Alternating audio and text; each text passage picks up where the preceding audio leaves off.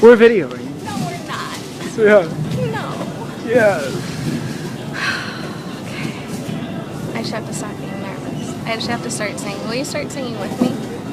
What? Will you start singing with me? Was Then that part of the project? No, then you can drop out at any time. You'll just help me get my everything off. Alright. You really will start singing with me? Yeah. Okay. Yeah. One. Step back and we'll start. Are you kidding me? But then it's going to draw attention to you too much. It's going to draw attention. I don't know.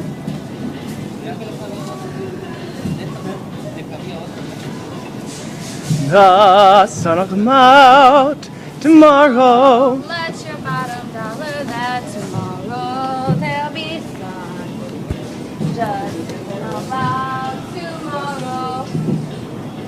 Sweep away the cobwebs and the sorrow till there's none. Think of a day that's gray and lonely. I just pick up my chin and grin and say, tomorrow, tomorrow, I'll love you.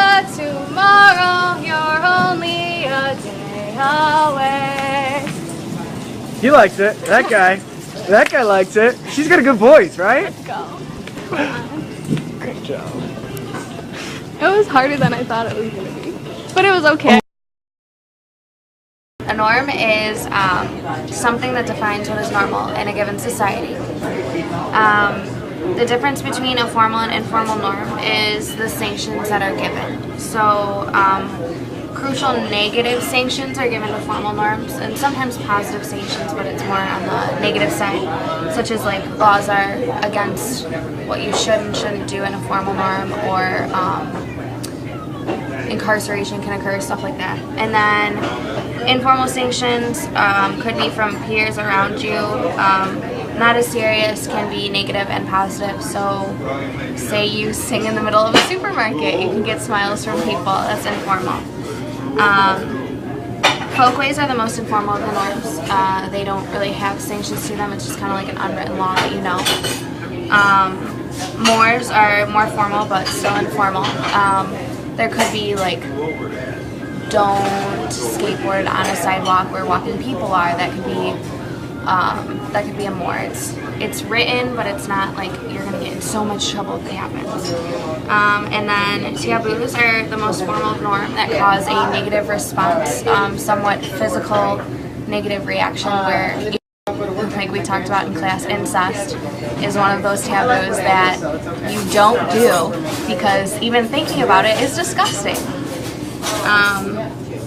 For my norm violation project, I chose to violate the shopping bubble, which is like an unwritten agreement to keep to oneself in public. So we don't talk to the other people that we are shopping with. We don't, unless it's like, oh, nice weather outside, how's the rain, stuff like that, just little things. We really just keep to ourselves and kind of do our thing. It would be an informal folkway because there's no negative law or sanction against it. It was just informal because I couldn't have gotten in trouble for doing it. Maybe I would have gotten like negative responses, but it's not like I would have been like, oh, you're getting arrested for it, stuff like that. And then it's a folkway because it's very informal. Let's see what else. Okay, so why the social norm is necessary in our culture would be because there's this selfishness that we have that allows us to function, and there's like this convenience to cut ourselves off from people around us. So in order for our society to flow in this fast-paced kind of lifestyle that we lead, talking to other people wastes our time. So why would we do something like that? Alright, explain how I violated the norm.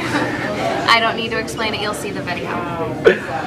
And then the people's reactions to my norm that I violated and any sanction that I was given would be, I got smiles from 2 employees, and everyone else ignored pretty much what was happening because it was kind of like, whoa, nobody does this. It wasn't a very good thing, but it wasn't a bad thing. And they just kept to themselves and pretended like nobody else was there. During this, you'll see in the video that I was very, very, very nervous. I didn't want to do it. I had to have my friend Eric start singing in order for me to actually keep going, or even start, actually, to start off. And then the reason that I felt nervous was because as a child, we're told to behave and keep quiet and not draw attention to ourselves and kind of blend in with society. And anyone who's ever been abnormal, so to speak, they know they know that when doing this, you'll draw attention to yourself, and it can be negative and positive. But for the most part, parents teach us that we need to be quiet and shy. Did I feel great pressure to stop when I was doing it?